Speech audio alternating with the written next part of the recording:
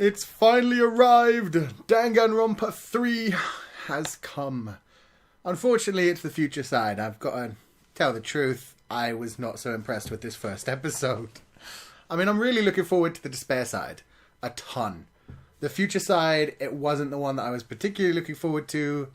But, you know, I know this is going to be good when it actually gets into it.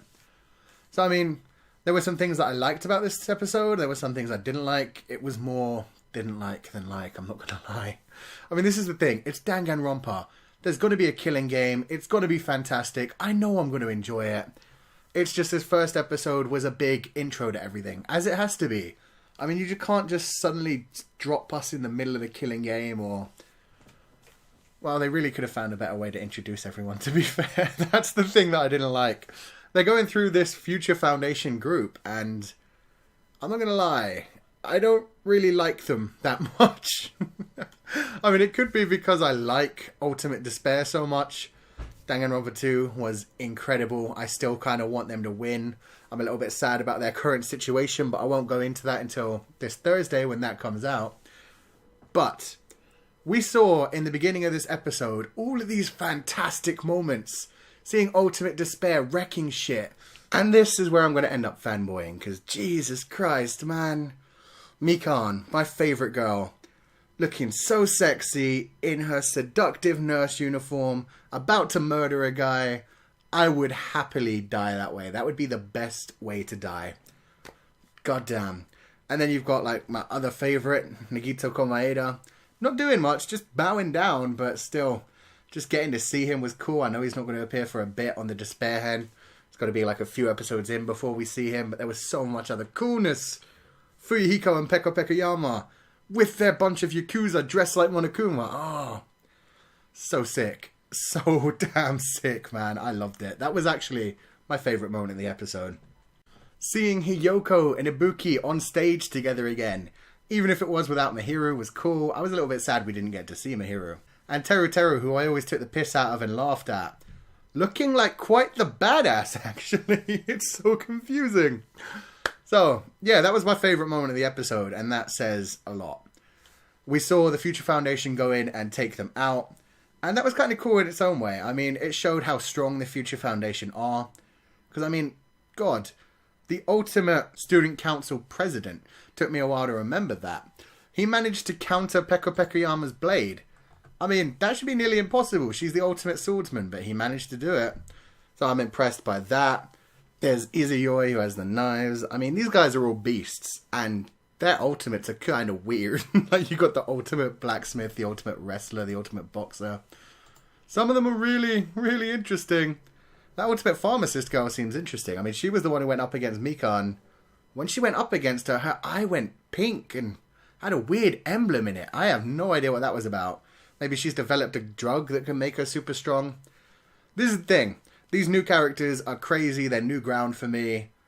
And we weren't properly introduced to them in this episode. It was very rushed. The ones we were introduced to were the Ultimate Student Council President, Kyosuke Munakata, and the one that he's really interested in, who he went to school with, Chisa Yukizome. And I didn't particularly like the Student Council President. I can tell he's going to be a serious and interesting character, but nothing really drew me to him. Whereas Chisa Yukizome, I really liked, and I was really worried that she's going to die like as the first murder victim or turn out to be evil. And she died by the end of the first episode. I mean, it was just so crushing. So thank you, Danganronpa, for reminding me just how much you like to toy with my feelings. That was messed up. I did fall in love with her. She was being so sweet. She was helping look after Makoto Naegi. Makoto Naegi's still a boss. He's even more of a boss than ever, actually. He was such a pussy in the first game, but in the second game, he's grown to be such a man. Him and Kirigiri are so close. Asahine's trying to back them up too. It's awesome. So I like some of these characters. I'm really going to like it now that they're into the death game properly. But this first introductory episode, it wasn't great. A lot of it was animated with a lot of red or blue light over top of them, so the animation never looked that amazing, but I'm sure it will be as time goes on. Because I remember Danganronpa 1, it looked fantastic. I love the character designs. I do love these character designs.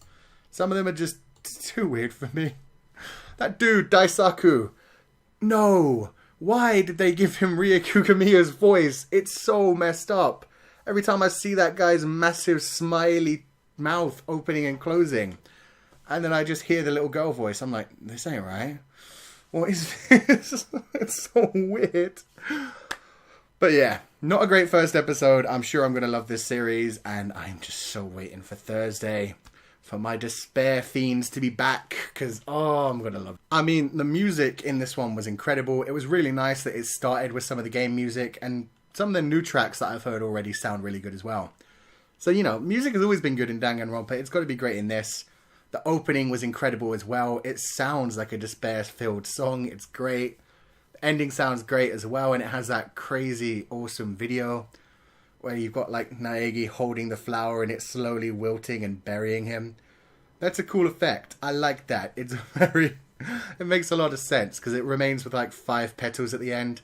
So there's probably going to be 5 survivors after this killing game. And I can think of a lot of the characters that I would like to die, so that's good. And there was one more thing that kind of threw me off, and that was Monokuma's new voice. I know they had to switch the voice, but I mean, I'm really sad. I liked old Monokuma, new Monokuma. Not so much my thing. It's still good. I'll get used to it over time, but I mean, I just finished Danganronpa 2, so I'm really missing the old Doraemon voice for now. Let me know what you thought of this first episode in the comment section below. Let me know if you noticed anything that I didn't. I'm really looking forward to the death game. It's a much more interesting one, where they've just got a traitor hidden among them who's going to kill them every 2 hours. That's crazy. That's a lot speedier than we're used to these killing games going. And these characters are a lot more insane and ready to kill than we've ever had before as well. Everyone else always started as students, as high school students. So, I mean, they were all very resistant to killing their first time. But, I mean, these guys are all killers. Some of them are extremely pissed off at Ultimate Despair, which is going to lead them to really hate Makoto Naegi. Oh, it's going to be so much fun. I can imagine there's going to be a lot of fast death in this one. And then maybe a calm down once some of the psychos disappear. So yeah, I am majorly looking forward to this one. Let me know what you thought in the comment section below. If you like this review, then wreck that like button like you mean it. And subscribe if you haven't already to hear more reviews. And I will see you guys next time.